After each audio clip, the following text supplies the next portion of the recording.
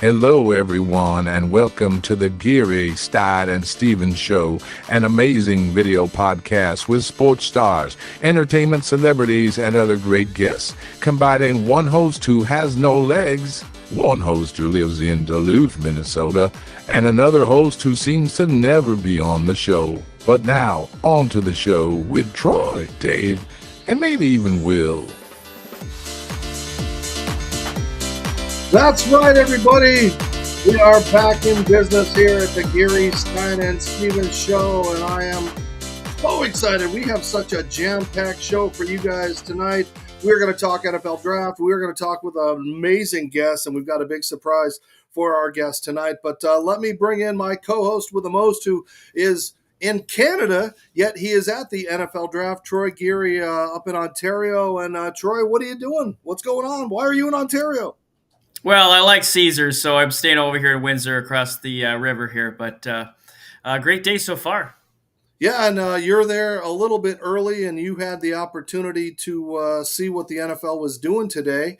And we'll talk about that here as soon as the video loads. Thank you very much. But Troy, tell us what happened out there today. Yeah, the NFL had a Play 60 event with the Special Olympics of Michigan with some of the top draft picks in this year's draft that are attending the draft tomorrow night. Drake May, Terry and Arnold there. You see Roger Goodell. So, yeah, it was a great it was a cold day, but it was fun event. And what did the kids do? They just got to interact with these guys and play some football? Yeah, they played catch. They did some drills, a little flag football action towards the end there, and yeah, it was a great event. A little cold, but I survived. And you had the opportunity. You and Will actually talked to a couple of players, right? And yeah. Well, let's hear from them, and then we'll start our show. Hey, Rome. Who do you model your game after? I would say I wanted my game after three receivers: Keenan Allen, Julio Jones, and Devontae Adams. Just because they all have different aspects, all similar size to me. I tried to take different pieces from them and add to my game. And how much fun was it today coming back and coming to the community and being with these kids today? Oh, it was amazing. I mean, they were super excited. I feel like the energy was good. They were whooping me a little bit in some of these routes, so I gotta, enhance my DB game a little bit. But it was fun, to get back to them and have the opportunity. It was a blessing. Is there any causes that you're passionate about that you'll bring to your new NFL city to give back to the community? Definitely some way. I can't, say specifically right now exactly what that's going to be, but I'm super passionate about sports, and sports played a big role in my life growing up as a youth. So something probably involved in that, but I don't know the specifics yet. The last one for you. Who's your favorite fictional sports character or athlete? Favorite fictional sports character? Probably Bobby Boucher. All right. Thanks, Ro. What do you want to give to your next community that you represent? Just the opportunity to, just better their lifestyle, just a chance to spread my treasures and my work throughout, the city and bring it up and uplift it. It might be one day one-on-ones, JC might, So but JC, he won't pull out his phone and show you a clip that's not of me. Oh, no. Just call close. Anyways. Let's call close. Yeah, no pancakes. No pancakes, only on the breakfast menu for tomorrow. And Troy, you actually said we got, I don't know if it's breaking news, but there's some stuff going on. Somebody's plane just landed. Yeah, I saw Robert Kraft, his plane, the New England Patriots plane, just landed about 30 minutes ago. So I think they're going to take a quarterback home with them tomorrow. Well, Lord knows they could use one. And I don't think Tom Brady's coming back anytime soon. But we got a jam-packed show, and I want to bring in our guest. And this is an amazing opportunity to catch up with an old friend. Dana Jacobson joining us. Dana, where are you? Where are you coming to us from? So I'm in New York, and if you hear the dog, which there he is, on cue. On cue. Hey, live TV. And you know what? You can blame Charles Barkley because the dog is named after Charles Barkley. So it figures the dog would be mad that he's not in on the action. Sorry about the dog. As long as Charles is on the air and he's barking at that stuff. But we are so excited to have you join us today, and just kind of taking us down memory lane of that young little kid, that young person that started at ESPN, of course, working on cold pizza that evolved to First Take, and then those opportunities that you had not only at ESPN, but to go on to CBS Sports. Yep. And now you're the big time. I thought ESPN was big, but when you are the morning anchor of a morning sports show, it's pretty awesome. And it's impressive to know you and see where you've come from, and for just joining us a little bit today. I mean, this is an impressive get for our show. So we appreciate you being here with us, Dana. And how are you enjoying New York and the Big Apple? I know it's not like Bristol. It is not. And actually, it was literally because I lived here when I did cold pizza, I fell in love with New York. And my family, my mom's from here, but I just never thought that I would live here. I'm from the Detroit area, actually. I'm very jealous of everybody back there despite the cold weather. And like, I absolutely love being in New York and the opportunity. It's crazy what the world presents to you when you think you don't have opportunities. So being now like a news person and only doing a little bit of sports is crazy in my life, but it's great because it's feature stories and things I like doing most of the time. And the same way sports was that for me, it now these other stories are, and I get to be a fan. This.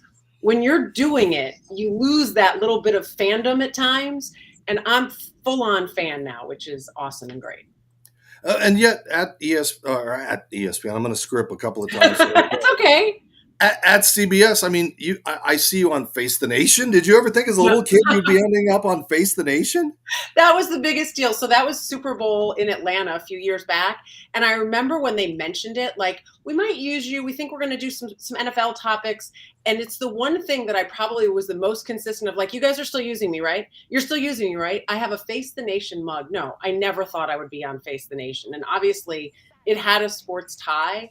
But even just we did the coronation last year. I covered the coronation for CBS News with Jeff and Michelle, my co-anchors from Saturday. That's insane to me. I don't know how you put that in a pantheon with Super Bowls and other things like that, but it is something you never dreamed of. So it takes a different cool level, if that makes sense. And is there a little difference to being seen by millions and millions of people and having to worry about your wardrobe and pimples and all those kind of things? You know what? I worried about all of that when I was at ESPN every day, whether it was Sports Center or Cold Pizza, or it didn't matter. Like, I worried about all that stuff. Maybe it's a different level. I don't think about the number of people that watch. We love it that more and more people are watching. What I think is amazing, my husband and I talk about this all the time. For a long time, when I first started at CBS, everybody who came up to me still would say, ESPN, Sports Center, First Take, like something like that would be the reference, Cold Pizza. And now there's more and more, I watch you on Saturday, oh my God, I love you, which is very nice. By the way, that sounded horrible. I shouldn't have said that. I love you. But it's, people always come up and it's really nice, but it's more people now from CBS. It's still, though, can you believe this? Dave, I've been gone for 12 years now, and I still get people all the time that are like, ESPN, I haven't seen you in a while. Where have you been? I'm like, a while? Like 12 years. So ESPN in its own right is, as you know, it's the Mecca. It's the mothership. You've been doing NCAA tournaments for years now. Do you have a favorite host city that you don't normally get to? Oh, wow. That's a good question. For me, because I had a run where I was in Pittsburgh a ton, and it's a great place to do those first and second round games because everybody comes out, and that might surprise some people. I don't know. We did Des Moines, which for me had a tie because I finished high school there, but it was the same thing. Such a great crowd. Honestly, there's so many. And I think for me, sometimes is there a tie? Is there a personal tie, or is it a city that you really want to get to that you haven't been to? Same as Des Moines. I got to Sacramento, not this past year, but the year before. And that's where I started my sports career, really, for the most part, working in local there. So after being there for 6 years doing sports and going back, I think I'd gone back to do one ESPN story there, but getting to go back and cover the tournament, that was a really special sort of moment. So it's almost like they're all special in different ways, but some of the ones I mentioned definitely have been favorites of mine for those first and second rounds. And it was great to see you be a part of the coverage this year. Not far enough for me, but let's move to the other side, because I think this person captivated college basketball like no one ever has, male or female. So, what did Caitlin Clark mean to college basketball this year and to women's sports? It's incredible. So in covering sports for the amount of time I have now, the thing you'd hear 10 years ago, I'd hear it. Why aren't we doing more in women's sports? Why isn't there more coverage? And you'd have this great debate of, well, if you put it on more, would more people watch? Or do you need more people to be clamoring for it and then they'll watch? And what happened this year was like the perfect storm of all of that. I think thanks in large part to other sports leagues, the NWSL certainly has helped, and women's soccer in general, in bringing a fan base that maybe wouldn't have been there before to women's sports. And then you had a player like Caitlin Clark who just could shoot the you-know-what out of the ball, and people loved it. I know everybody says the women's game, they're not dunking. It's not exciting. Well, guess what? The men are shooting threes too. It's not about the paint either. Not saying they can't dunk. They're great dunks. They're amazing dunks. We know this. But it's different now. And I think it's the perfect time and the perfect storm of finding the right player. And it wasn't just Caitlin. I mean, you look at Angel, you look at some of these Alyssa Peely, like all these different players that brought something to the game. Juju at USC, fabulous freshman. And it was the right time because I think people were open to it and no longer saying, they're not the men I don't want to watch. And the flip side, and this is a reality for the men's game, when you have a lot of the one and dones, people stop remembering all the names. They don't know as many of the men's college basketball players, and the women have been there and they've been hearing these names and they've been seeing them maybe, and it just keeps coming back and back. And I think she brought in people that never would have watched before. It's amazing to see all these WNBA teams selling out already for this season because people want to go see her, and they've excited fan bases about all the players. And it's just sort of the proof that sometimes it may take time, but the quality athletes, the players, the way they play the game are finally maybe being recognized now the way everybody wanted 20 years ago. Maybe in society we weren't ready. I don't know. Ask somebody like Cheryl Miller whether we were ready, or Cheryl Swoops, or Lisa Leslie, and these players that all came before. They were amazing players in their own right, but maybe now it's just that we're all more open to it. I'm excited. I can't believe it. And the only part that you hear disparagingly, and we don't have to go on this, is when you find out what her salary is going to be for a WNBA rookie, and then you find out she's going to have a 5-figure deal for a shoe. It still doesn't seem right. Yeah, it's a weird thing. So my husband is a broadcaster for the Celtics. He's the voice of the Celtics, and we talk about the NBA compared to the WNBA a lot. And we had this discussion with our son, our 12-year-old son, because when that came up, it was like, whoa. It is the thing of what are these leagues making and what can they afford to pay? And it is a horrible discrepancy, but where was the NBA? Go back, I don't know how many years you'd have to go back. What's the WNBA now? Like 30 years in? It's horrible that I can't remember. But, I do think we have to consider that. And it's not a knock on her or any of the women playing. But there are economic realities. And by the way, some of those can be made up if more sponsors would step up to the plate and start contributing money equally to the women's game as they do the men's game. And you see it in soccer a little bit in the NWSL. Ally is one of their sponsors, that it's equal money. They don't contribute a different amount, whether it's a men's sponsorship or a women's. And I think some of the sponsors like that need to start looking at it and supporting the game as a whole to help build it in that way. And then maybe you'll start seeing the salaries rise. But it's jaw-dropping when you see it. And you must know something about sponsors because you wanted to lead into the segue for our first commercial break. Stick with us. We've got a big surprise coming up out of break. You're watching Geary, Stein, and Stevens with our good friend Dana Jacobson joining us from New York. Stick with us, Geary, Stein, and Stevens. All right, here we are at this amazing Ditka and Jaws Cigars with the stars and our friends at La Fratellanza. Have given us these amazing cigars. We had a box and they're gone. Everybody here has been coming up and they say this is one of the best cigars. It's not even supposed to be here, and now they're going crazy. Rod Jaworski, Brian Urlacher, Warren Sapp. Everybody loves these cigars. So if you go to LaFratellanzaCigars.com, use the code GS20, you get 20% off of one of their boxes. I mean, these things, like I said, we put them down and they were gone in seconds. Everybody loves them. I mean, this is a great event, too. I know, but holy cow, and I haven't smoked one yet. I haven't even gotten to taste it. They're just out of the Dominican Republic. They've just released them, and again, it's a labor of love for these guys that put this together. So I'm excited to have them be a part of the Super Bowl, and in fact, they were the biggest hit here, and I wish we had more boxes. Yeah, I mean, like I said, they just started producing these things, and they cannot keep them produced fast enough around the shelf. They're just keep going out. But they're ramping up production, so they're going to be everywhere soon. So get yours today. Go to their website, LaFralenzaCigars.com. Use the code GSS20 for 20% off a great box of 10 cigars. All right, let's go find Jaws and light this baby up. I'm excited to light it. Man, it's about time I found a shirt that fits my frame. I love the fit. It's definitely a little looser here than my other shirts.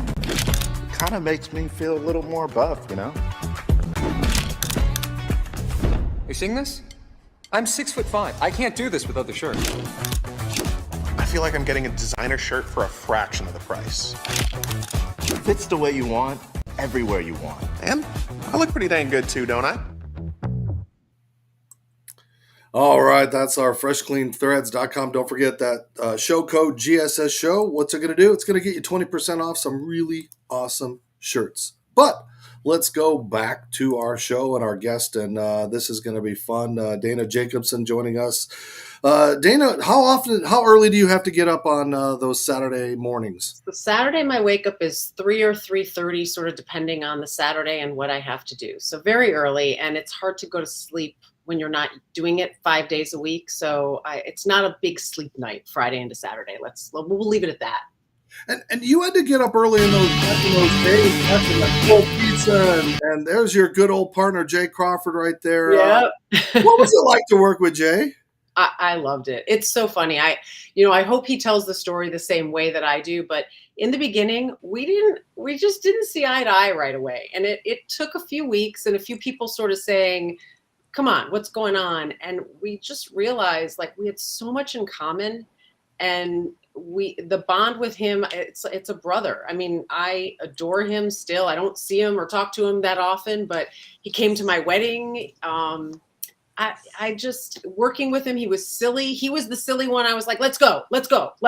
It almost reminded me, this is crazy to say, it's like what my husband and I are like right now. Well, he'll be messing around with something and I'm like, come on, we're late, we got it. And he looks at me like, just relax. So I need the just relax in my life. And maybe he needed me being like, come on, let's go, come on.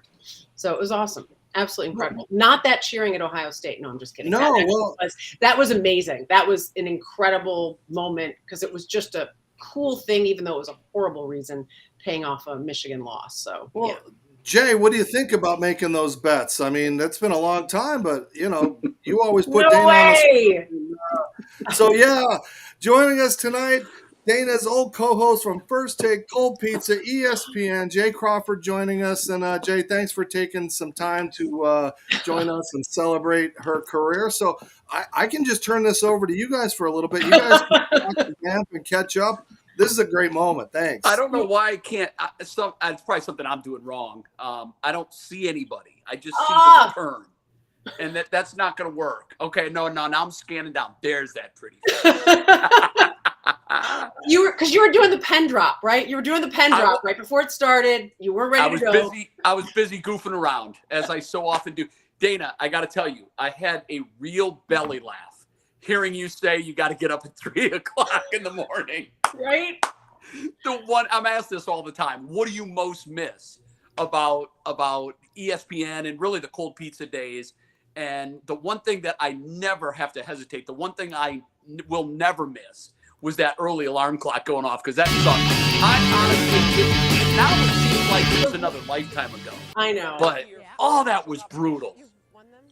But you guys had so much camaraderie and friendship and fun. And talk about these bets. How these bets start? Why didn't I Where did you get these pictures? I'm thinking, Jay, why didn't I keep the bets up? I finally could have had you pay off some of them now. I don't know why. We used to do them every year. I think what happened, because I've got some other Michigan friends that I make these bets with regularly. What happened with them, and probably with us too, they got so sick of losing. And to be perfectly honest, I got so sick of winning. It wasn't fun. we had a hard time coming up. I do remember we did one after I left, and we did something at Lincoln Center. I had to go like in a Michigan hat and some other stuff. And like literally, I think we ran out of what could I do that would pay off the bet in some way. We did, yeah. And it just, I mean, God, it seemed like the entire time we were together, Michigan never beat Ohio State. I had one win. I remember I had one win. Well, now, so we actually this morning celebrated our 500th episode of the Ultimate Cleveland Sports Show. It's a 2-hour daily show. We've had a blast doing it. And this is hilarious. Leroy Horde is one of our football analysts that comes on with us once a week. And I've been just brutal on Leroy, but he pointed out today that it's been 1,500 days more, like 1,600 days since Ohio State has beaten Michigan. So the tables have turned.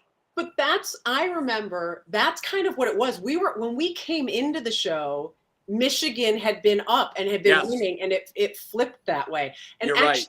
It's so funny. I do have to tell you one thing because it just happened at the Super Bowl this year. Uh-huh. And now I'm going to forget which McCourty it was. I think it was Jason McCourty was in the CBS green room area. And I hadn't seen him probably since we did the show. No, I take that back. I saw him on the field when they won the Super Bowl, but like in a moment where you could have a chat. And somebody went to introduce us. And I said, well, he won't remember, but I did. He's like, no, I do. First take. We did that brothers thing. I'm like, sibling says it was the greatest game ever. But I thought it was hysterical. So this was a thing that we did on the show where whenever we had the Gronkowskis on, I think. They did it with us. And we do it like the newlywed game. But it was like Jay and I were married and like the siblings were married. It was, to this day, it's still one of my favorite things we've done. And I loved that he loved it. It was so awesome. Yeah, it did. It left a mark on everybody that played it. It was a lot of fun. And you're right. You know, like for years, Dana was my TV wife.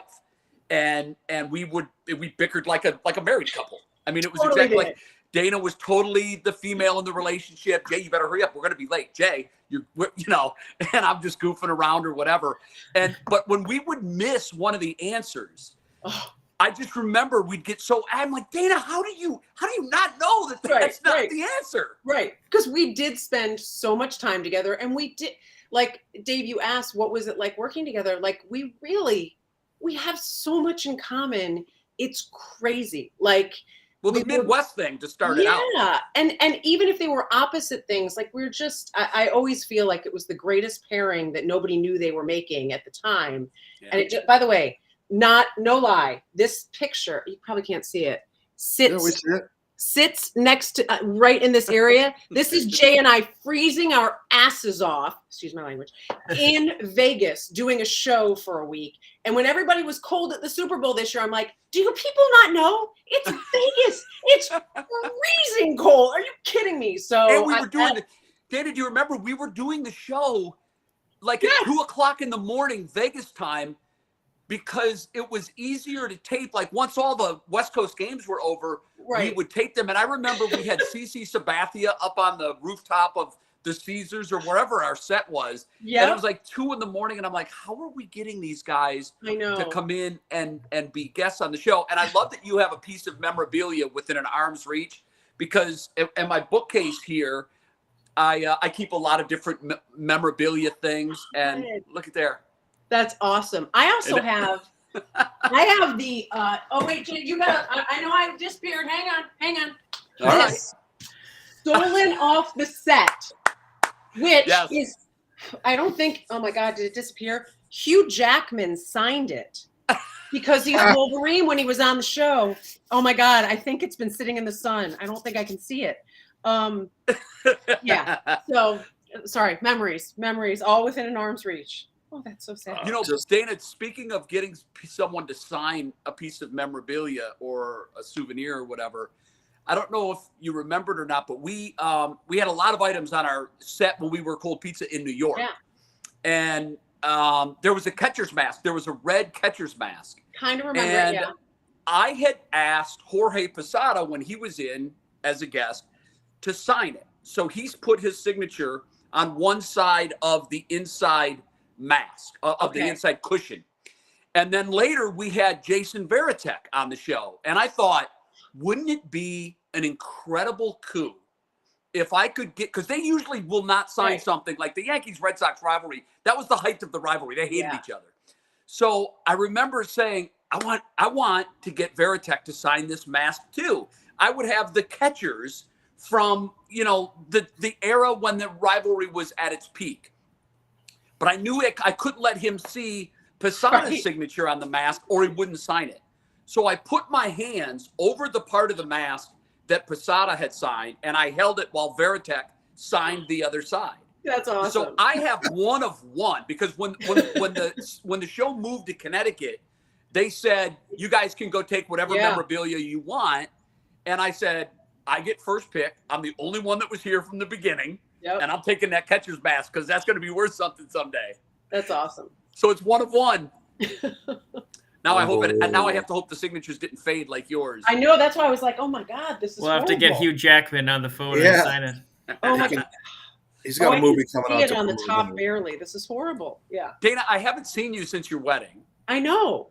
Which was a lovely evening. It was an awesome event. It was great to be there. I love that you thought enough of our relationship to let us share in that day. It was just, I'll never forget it. And I think of all of the things that happened during my 17 years there.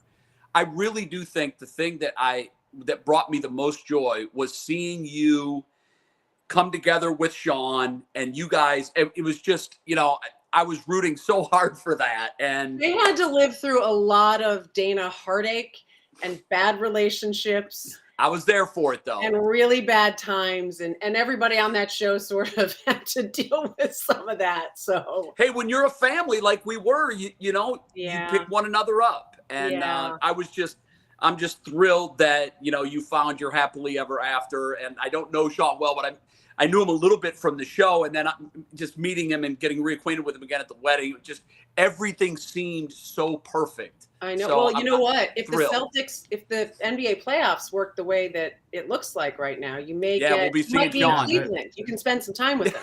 Yeah, I will definitely be seeing Sean if the form holds right now. And I'm so happy too, as you mentioned it, Jay, because Dana and I used to talk back in the Sports Center days and everything, how miserable we were. We were never going to find a spouse or a husband. I mean, you don't move to Bristol unless you have somebody already. So, so it's been great to see her happiness. And Jay, before I let you go, I mean, do you guys ever look back and go, hey, we kind of created this daytime talk that's on ESPN now? You guys started with all these guys, the Skip Baylesses and the Stephen A's, who kind of got their start on your shows, and everybody said, all this talk's never going to work and nobody wants to hear it at this time of day. And now that's all we see on ESPN is a bunch of screaming talking heads. Dave, it's funny. Not even just the debate. I mean, I don't even know that we started the debate genre, because there were other shows, I think, that were probably doing it. I think Around the Horn and PTI preceded us. But I know that I share in Dana's pride in this. When we launched in 2003, all of the media was very skeptical that there was even that there was a need for what we were doing. Everybody kept saying, first of all, men are going to work, they're going to school, they're going to college, whatever. There's not available viewers to make a show like this thrive. And one by one, the big papers came in, Philly Inquirer, LA Times, all of them came to do features on us when we launched.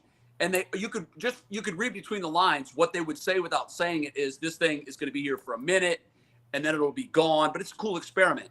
But, at the time, and this was pointed out to us a million times by different critics, there was no live sports television in the morning. Nothing. In fact, really, the only thing in that space was Sports Center reruns, and it dominated. And Dana, you know this well. Within a number of years, Sports Center had scrapped the overnight reruns in the morning because our ratings had chewed into their numbers so drastically, because it didn't take long for the viewers to realize, I've heard Stuart Scott read that same highlight 8 times. Right. That's not live. Yeah. But they would watch us, and we weren't just showing them what had happened the night before. We were reacting to what had happened with lifetime real guests. And it changed the dynamic of morning sports television because when you get up at 8 o'clock in the morning now and you flip around, there's 12, 15 Good different Morning live Football, sports shows that baseball, didn't exist. Yeah. Everything. They're all doing it. It's crazy. And so I know that, Dana, you must feel the same way. I feel like we were pioneers. You know, we sort of forged that trail that hadn't been traveled before. And I think as I look back on my time at ESPN, the one thing that I think I'm most proud of is that we blazed a trail for all of these shows now. Get Up Now is essentially what Cold Pizza was 15 or 20 years after we launched it. You know? With a guy behind the scenes that was a part of our show too, the great Pete McConville. Our brother from another mother, Pete McConville. Yep. I mean, it is, Jay, you said it best. It's really gratifying. I mean, you're right. There was debate on TV, but what we did in combining it's why I will always say I loved First Take Cold Pizza with debate in it, not just a debate show. Couldn't agree more. We did different interviews. I interviewed the Geico pothole when there was a pothole at some NASCAR race or something, and we got the voice of the Geico pothole that had been a totally different ad, because it was like, how do you do this differently? How do you tell this story differently? The number of coaches I meet now that were on our show as players, and that's a standout moment. We were doing the things that obviously everybody does now, but nobody did then. And so, it's a huge, definitely the thing I take the most pride in from ESPN, and the thing that I look back on and say, we didn't know how good we had it when we had it. And I wish I did. And it's why on my Saturday show now, I appreciate it very differently, because while it's different, it is that same thing. And Jay, I know you can appreciate this, where the chemistry just kind of works, and the behind the scenes people, and it's a family, and it's the little engine that could, and you're the redheaded stepchild sort of in there, but you do your thing, and you're so proud of what you do. And you know that it doesn't happen like that. It won't happen again. It's too hard to find that. Yeah, you're absolutely right. It won't. And we were very lucky, and I'm honored, and I know you are, to be a part of that whole thing. And I mean, if nothing else, it did really help launch into superstardom Skip Bayless and Stephen A. Smith. And I'm glad that I know you get the residual check every month too, Dana. And it's Rocky nice Balboa. when they send us those residuals. 17 cents. Hey, we got in a Rocky movie. Come on. We did. We got in a Rocky Balboa. movie. That is a residual check. Yes, and those checks do come like every 3 months or so. So, you know, it was a win-win all the way around. Dana, we don't see each other enough. I know. I know. I was the in love never Cleveland fades. last year. I called too late. We did a flyby. We literally drove in the morning, went to the game, and left. Yeah, it was. Promise. And I think I was out of town when you came. Yeah. We have to make it happen. Yes, we absolutely do. It's great to see you, Dave. Thanks for facilitating this whole thing and making it work. Yeah, Jay, before you go, I got a quick question for you, Jay. Sure.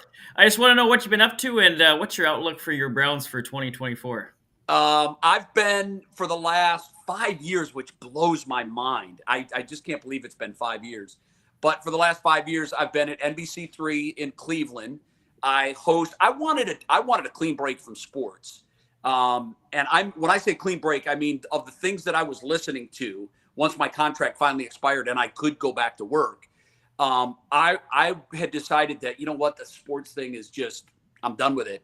So I was pitched a show here, which was a news show, but was different. It's very, very similar, Dana, to what we were doing with Cold Pizza. And it's not a conventional newscast. I can't be Ron Burgundy. Who are we kidding?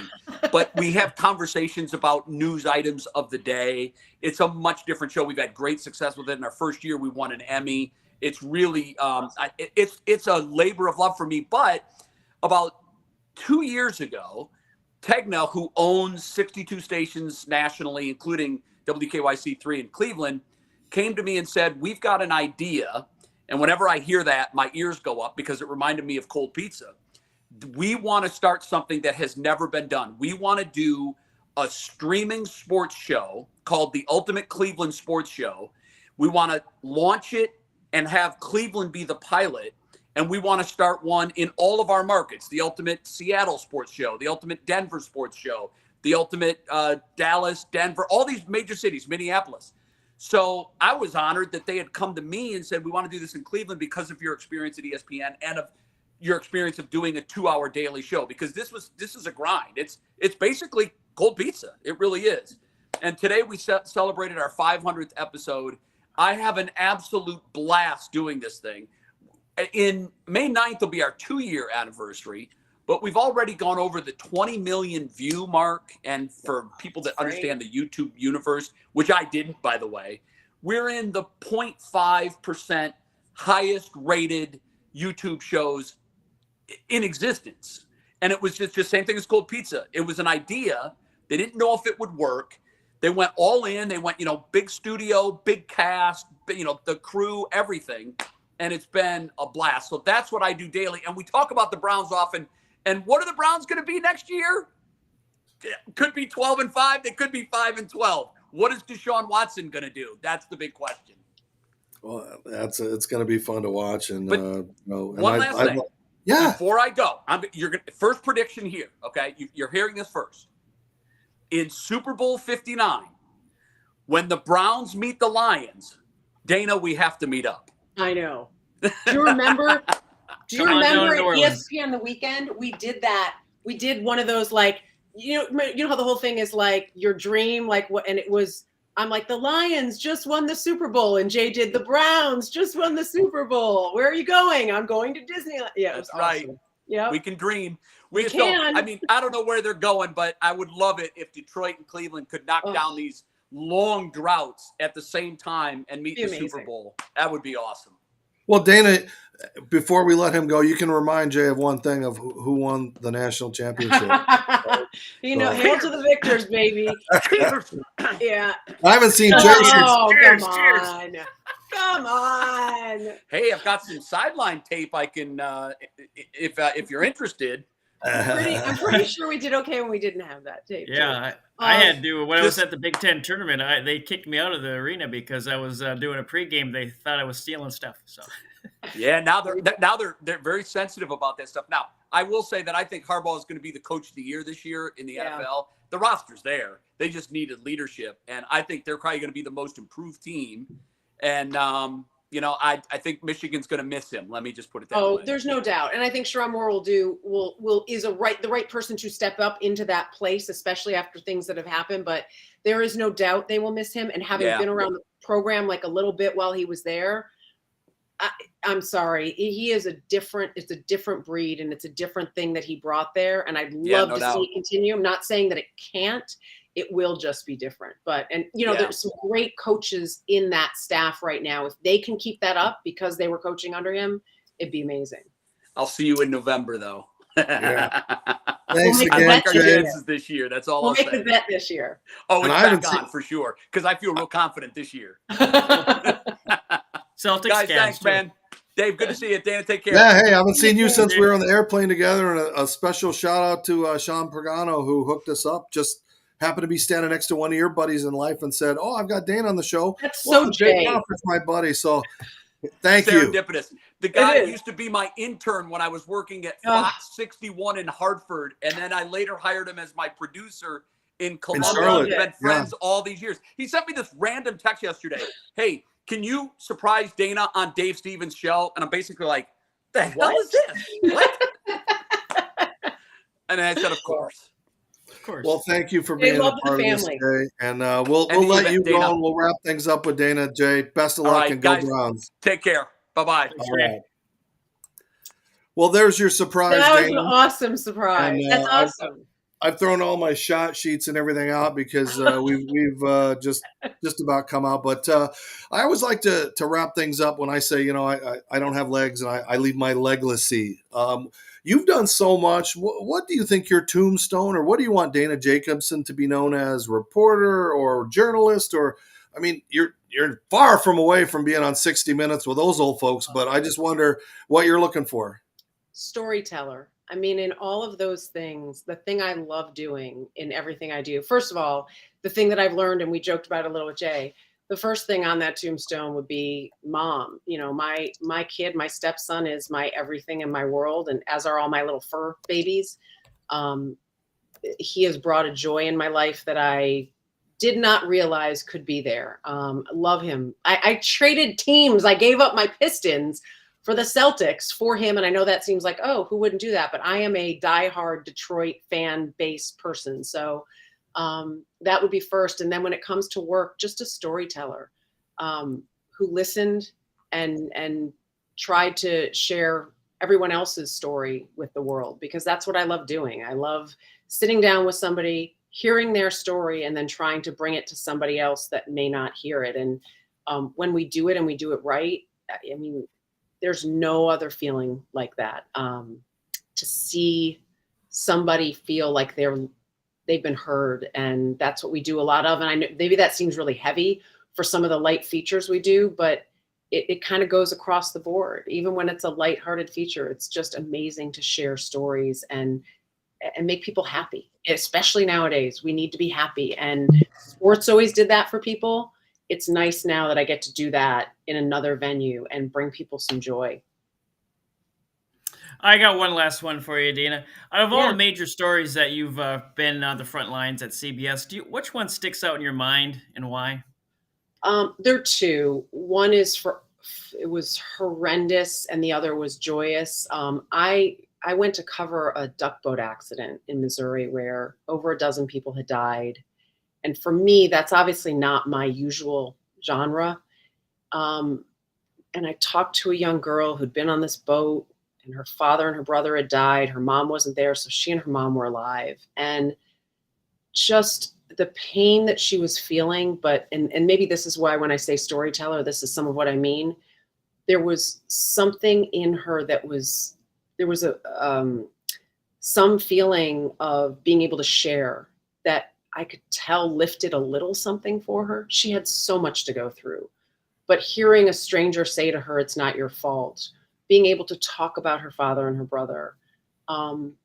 People always ask, why would somebody talk after a tragedy like that? Sometimes that is why. They just want to talk. And doing that, and I believe doing it with a sensitivity that maybe not everybody does.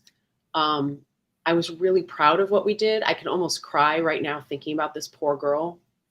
But that was one I was proud that it was me doing it and that I did it my way and with that sensitivity. And then the other I mentioned, the coronation. I mean, I was in front of freaking Buckingham Palace and seeing these gold carriages right in front of me. And I'm a girl who grew up dreaming of being a princess and reading fairy tales, and in the time of Charles and Diana when it was happy. And I was in my glory being able to cover it. It was so cool to do the research. It was unbelievable. There's Barkley again. It was unbelievable stuff. So that will always, at least right now, stay in that high end of totally different, as you can see, like such different things. But those two really stand out for me. Well, speaking of standout, we actually have a Will Stein sighting. So our Will is joining us just in time to hear Barkley's serenade. Will, before we wrap, you got one question to throw out at Dana. Hey, it's been a busy day all day here at the NFL draft with all of my friends, Troy and myself, covering the NFL draft. With ESPN, you've been a legacy at ESPN. What's your biggest memory at ESPN that you can share with the audience? I mean, I think it's the overall thing of cold pizza. It really was such a special show to be on. Nobody thought we were going to do anything. When I went to Cold Pizza, like my difference of Jay and I being on there, Jay started it. I went when they'd pretty much given up on it. They took it over in a different division. Mike McQuaid, who's a name that people may know behind the scenes, was taking it over. Pete McConville was already working there behind the scenes. They got rid of everybody but Jay. And then they had added Skip and Woody to do debate at the time. And they brought me in instead of the three women that had been on before. And it was like, just go down there. We're not expecting much. Like, it was crazy. And I do remember, I don't remember who it was that said it, but they're like, if you can change the show, if you can fix this, you guys can stay in New York.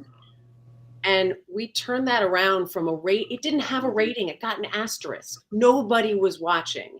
Color bars had higher ratings than you guys. It was not. And we turned that around, and we turned it around. Jay mentioned this, but it was like in this era of everybody was expecting it to fail.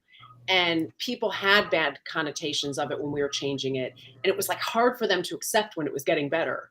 So honestly, of all of the things that I did, I mean, they're snapshot moments. I did the X Games for a while, and I remember Travis Pastrana and one of his flips that he did, and Jake Brown falling on one of the ramps, like all these different things. But I think the show, being a part of that show that really did change sports television in a way, certainly morning sports television, I will forever, that is the part of ESPN that I will always treasure the most.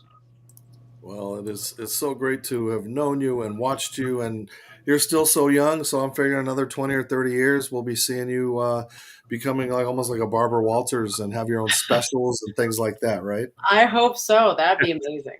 From as my mother would say, from your mouth to God's ears. That would be great. Well, Dana, thanks for taking some time. We're going to catch up with Will for just a second. Troy, you want to say goodbye? Yeah, and go Celtics.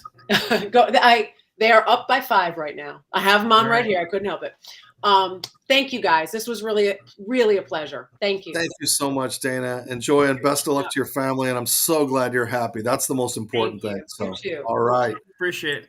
Thanks. A legend joining us, Dana Jacobson, coming to us from New York. Will, before we wrap, what do your Vikings have up the sleeve? Because I see you posting all kinds of things like Jefferson's getting traded. They're going to move up. So what the heck's going on? So I feel like the Vikings are going to trade up, but I think Drake May is going to fall a little bit more than people think. I have a feeling we make a trade with the Atlanta Falcons to make Drake May our starting quarterback with the 8th overall pick.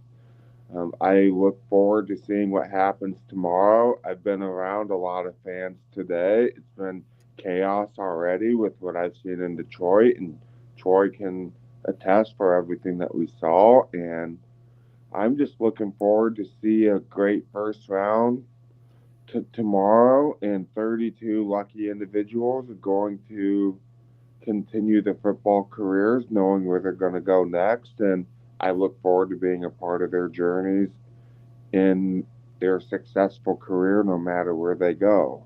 Whether it's Drake May, hopefully the Minnesota Vikings, or whether it's J.J. McCarthy or Jaden Daniels or whoever. But we have to address the quarterback need. There's no question about it. Yeah, and then we can talk about who's going to carry the ball. But we got a big day planned for everybody tomorrow. I'll be in Miami for a D3 day camp, but I'll be at the Miami Dolphins party. They're going to draft 21st. And, of course, Troy and Will with our photog is going to be at the draft tomorrow. Troy, what are you looking for, man? I mean, this is it's going to be exciting. We get to be in front row for that. Yeah, but before we get to draft, I'm going to be hanging out with Jimmy Darts tomorrow morning. Big TikToker. If you haven't seen his stuff, go check it out. And then from 1 to 4, we're going to be at a financial conference with Ric Flair and Megatron, Calvin Johnson. Woo! So I'll have some interviews with and then we'll kick off the draft coverage first round tomorrow night. So it's going to be a busy day tomorrow, but it's going to be a fun day. What a great show. Troy and I didn't have to do any heavy lifting. I mean, Jay and Dana kind of took over, so a one-of-a-kind show. Thanks again to our friends and family. And again, you can watch all of these shows on your home TV, on Roku. You can find us on social media. Follow Will. In fact, I didn't get to download the guy with the shirt, but you had a fan out there wearing a Will Stein shirt already at the draft. So we have those fans out there, and we wouldn't be able to have that success without you and our friends. Yeah, Will has fans everywhere. It's amazing. So somebody for Troy, shirt with me wearing the Detroit Lions hoodie. I forgot to download it, but we'll get it out there tomorrow. We got to share that photo. That's pretty classic. We will. And the Raiders hat, too, so because everybody thinks I'm a Raiders fan now. Yeah, so I don't know. Even Joe Biden. Yeah. All right. Well, for myself, Troy, say goodbye. Yeah, good night. And Will, we always say, where in the world is Will? But Troy's in Ontario, you're across the street in Detroit, and I'm here in Bristol. So thanks again, everybody, for following us. Follow us on all social media platforms or wherever you download your podcasts. What a great show. I'm going to go home. I'm hungry for some cold pizza now. So stay tuned, everybody. We'll see you soon. Just don't microwave the pizza when you eat it for breakfast, ladies and gentlemen. Even if it's in aluminum foil. Take care. This guy.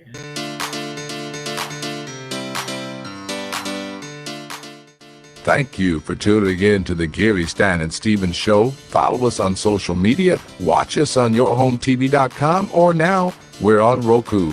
Download it and watch us. And thanks for tuning in. Until next time, America.